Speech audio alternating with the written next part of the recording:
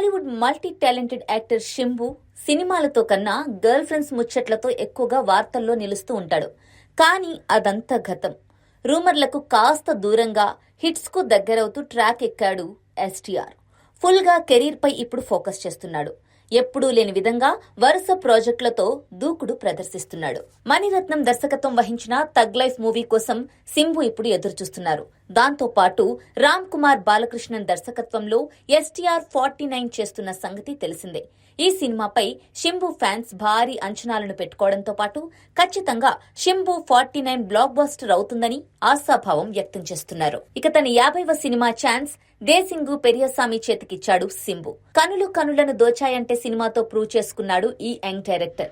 నిజానికి ఇది 48వ సినిమాగా తెరకెక్కాల్సి ఉండగా కొన్ని ఫైనాన్షియల్ ఇష్యూస్ వల్ల శింబు 50వ చిత్రంగా ఈ సినిమా రాబోతోంది. ఈ సినిమాను శింబునే స్వయంగా నిర్మిస్తున్నారు. ఇక శింబు తన 51వ సినిమాని డ్రాగన్ ఫేమ్ అశ్వత్ మారిముత్తుతో డీల్ చేస్తున్నారు. God of love title fix చేశారు మేకర్స్.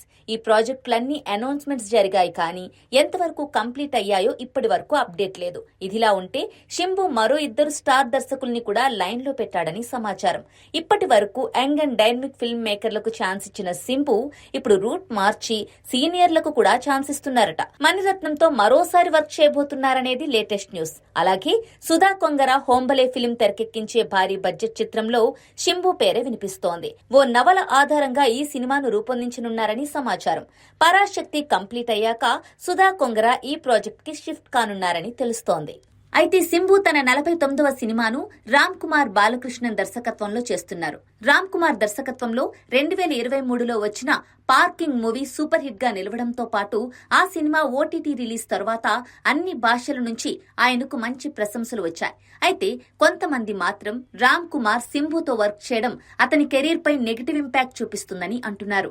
శింబు గతంలో త్రిష, ఇలియానా, నయనతారలతో సూపర్ హిట్స్ అందుకున్న అదిక్ రవిచంద్రన్తో ట్రిపుల్ ఏ చేశాడని, కానీ ఆ సినిమా అట్టర్ ఫ్లాప్ గా నిలిచిందని, ఇప్పుడు రామ్ కుమార్ కు కూడా అలాంటి గతే పడుతుందని కామెంట్స్ చేస్తున్నారు. టాలెంటెడ్ డైరెక్టర్లతో సినిమాలు చేస్తానని, వారి కెరీర్లను శింబు నాశనం చేస్తాడని, ఈ విషయంలో పెద్ద చరిత్రే అతనికి ఉందని నెటిజన్లు శింబుపై కామెంట్స్ చేస్తుండగా, శింబు అభిమానులు మాత్రం శింబుని సమర్థిస్తూ శింబు పూర్తిగా మారిపోయాడని, ఇప్పుడు అతని ఫోకస్ మొత్తం యాక్టింగ్ పైనే ఉందని వాదిస్తున్నారు. శింబు వల్ల ఎస్టీఆర్ 49 కు ఎలాంటి ఇబ్బంది కలగదని, ఆ సినిమా ఖచ్చితంగా బ్లాక్ బస్టర్ అవుతుందని ఆయన ఫ్యాన్స్ భావిస్తున్నారు. మరి ఆ సినిమా ఎలాంటి ఫలితాన్ని అందుకుంటుందో చూడాలి.